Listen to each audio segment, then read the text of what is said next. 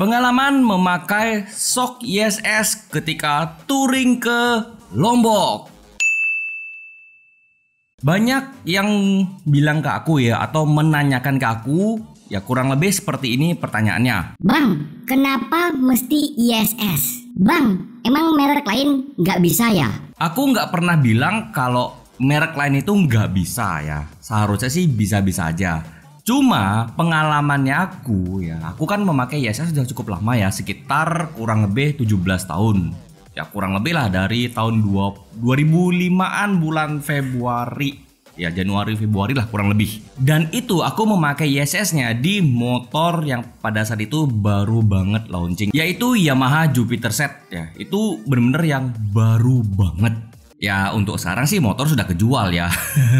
Aku memasang shock ISS pada waktu itu ya aku juga gak terlalu inget tipenya apa, karena menurutku waktu itu unik.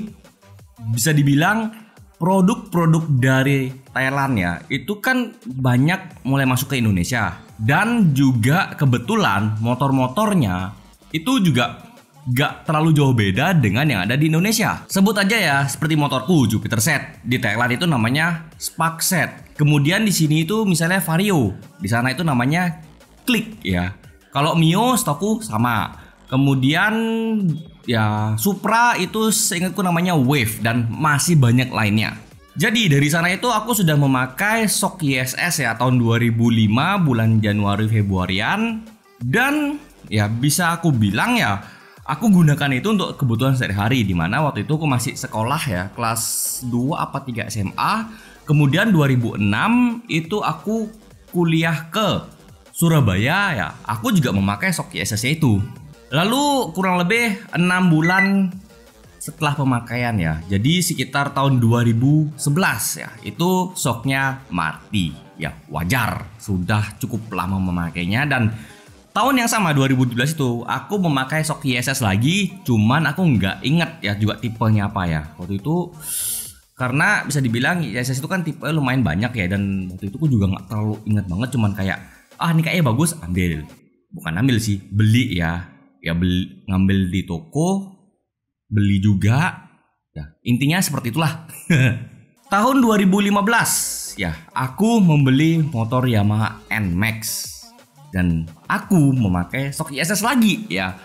Waktu itu aku inget banget dong ISS-nya itu apa ya. Yang pertama kali aku pakai adalah ISS G Euro, yaitu tahun 2015-an sampai 2016-an. Kemudian aku ganti lagi dengan ISS G Plus ya. Itu tahunnya sekitar 2016 sampai 2019-an. Dan kemudian baru ISS G Sport ya, tahun 2020 hingga sekarang. Lalu alasan kenapa aku selalu memakai produk ISS? Ya bisa dibilang aku itu kayak udah jatuh cinta banget dengan shock ISS. Ibaratnya kayak kalian itu sudah cinta dengan satu produk. Misal kalian itu suka gadget ya, ada yang bisa dibilang kayak fanboynya Apple ya, selalu menggunakan produk-produk Apple. Contohnya ya iPhone, iPad dan sebagainya. Ada juga yang fanboynya Galaxy, dimana ya Samsung itu kan mengeluarkan Galaxy S ya, seri S yang tertinggi lah. Itu juga ada yang fanboynya banget. Ada juga misalnya kayak menu makanan ya, atau bahan makanan dari satu merek, dia tuh pakai merek itu terus, padahal sudah ada merek-merek lain, tapi kenapa dia nggak pakai ya? Karena dia sudah cocok dengan merek itu. Ya sama seperti aku sudah cocok ya, cocok dengan merek ISS ini. Dan tentunya ya aku ngerasa kayak klop dengan pemakaian ISS selama aku memakainya sehari-hari maupun juga touring keliling Bali. Mayoritas juga konsumenku itu cocok dengan produk-produk ISS. Entah apapun motornya dan jenis yang digunakan, misalnya yang tabung maupun non tabung. Hingga akhirnya aku punya kesempatan untuk touring keluar Bali ya, atau keluar pulau, tepatnya ke Lombok ya, ke tetangga dulu deh. Dan aku di sana juga menjajal part-part komponen yang terpasang di motorku. Salah satunya adalah ISS G Sport ini ya. Dan uniknya dari ISS G Sport yang aku pakai di motor ini ya, itu aku nggak ada settingan khusus untuk di Lombok. Alias aku tidak merubah sama sekali settinganku ya, settingan ISS G Sport ini yang biasa aku pakai di Bali, itu aku tidak ada merubah sama sekali yang aku pakai di Lombok.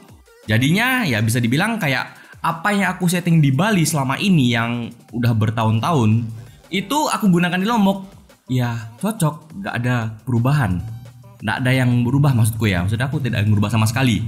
Dan settingannya ini cocok banget dengan gaya berkendaraku atau riding styleku dan juga jalur-jalur yang aku lalui ya, entah itu yang di perkotaan, entah itu yang di pedesaan, bahkan yang tanjak-tanjakan ataupun yang berbatu itu no problem. Awalnya waktu beberapa hari sebelum aku berangkat ya, mungkin bisa dibilang H-3, H-4 lah. Itu aku sempat kayak berpikir untuk kayak gimana caranya untuk aku bisa mensinkronkan settinganku dengan yang di Lombok. Settingannya itu seperti apa ya? Bisa dibilang kayak aku berpikir gimana caranya. Tapi yang nggak disangka-sangka adalah ya sama, nggak ada perubahan sama sekali, tinggal pakai aja. Kan enak. Kedepannya pun aku juga bakalan ada project untuk touring ke Jawa Timur ya, alias mau keliling Jawa Timur, dan pastinya aku bakal menjajal semua part yang ada di motorku termasuk ISS J Sport ini. Jadinya kalau aku nanti sudah berangkat ke sana, itu aku pure tidak tahu apakah settingannya perlu diubah lagi apa enggak ya. Jadi ya bisa dibilang tunggu aja di next project lah untuk tes barangnya. So guys, kurang lebih seperti itu ya untuk sharingnya hari ini. Semoga bermanfaat. Kalau kalian yang masih punya pertanyaan-pertanyaan lain, silakan komen di kolom komentar sesuai dengan judul videonya ya, yang berkaitan dengan shock ISS. Oke, jangan nanyain hal lain di luar ISS di video ini. Kalau kalian mau nanyain yang lain, pastikanlah kalian komen di videoku yang sesuai atau relate dengan apa yang kalian tanyakan ya. Nah, kalau kalian yang suka dengan channel ini atau tertarik dengan channel ini, langsung aja subscribe, like video ini kalau kalian suka, dan dislike kalau kalian nggak suka. Sampai jumpa di videoku berikutnya. Bye bye. Kira-kira setting lagi nggak ya? Kalau sekarang di setting lagi nggak ya? Kayak pengen tak setting lagi deh. Eksperimen dulu.